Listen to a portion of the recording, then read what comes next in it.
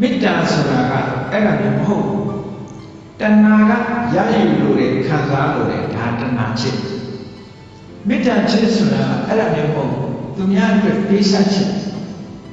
မေတ္တာချစ်သူများအတွက်ပေးဆက်တဲ့တဏှာကကိုယ့်အတွက်မေတ္တာကသူ့အတွက်လောက်တာကပို့ပြီးတော့ခိုင်မြဲတယ်ဘာဖြစ်လို့လဲဆိုစဉ်းစားရတယ်သူ့အတွက်စဉ်းစားတာကိုယ့်အတွက်စဉ်းစား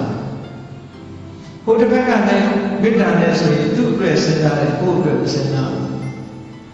အဲ့ဒီတော့သူ့အတွက်စဉ်းကြည့်နေလို့ရှိရင်ဟောမကွဲမကွာဖြစ်တော့ဟော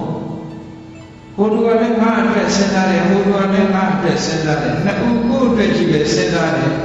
လူဘဖြစ်နေတဲ့အချိန်မှာတော့ကိုယ့်အတွက်ဖြစ်နေခြင်းနဲ့ကိုယ့်အတွက်မဖြစ်နိုင်တဲ့လည်းနဲ့ခွဲကြတယ်အဲ့တော့မေတ္တာချက်နဲ့တဏှာချက်တခြားနည်းနဲ့ပြောမယ်ဆိုလို့ရှိရင်မေတ္တာချက်ကအေးမြပြီးတော့တဏှာချက်ကပူလောင်နေတဏှာရဲ့နောက်ွယ်မှာငါရိလာဆိုတောကဆိုတာရောက်တယ်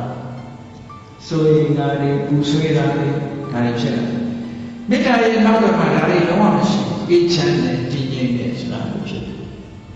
ဒါကြောင့်မို့မေတ္တာနှလုံးသားနဲ့ချစ်နိုင်အောင်ကြိုးစားအဲ့ဒါပို့ပြီးတော့ခိုင်မြဲတယ်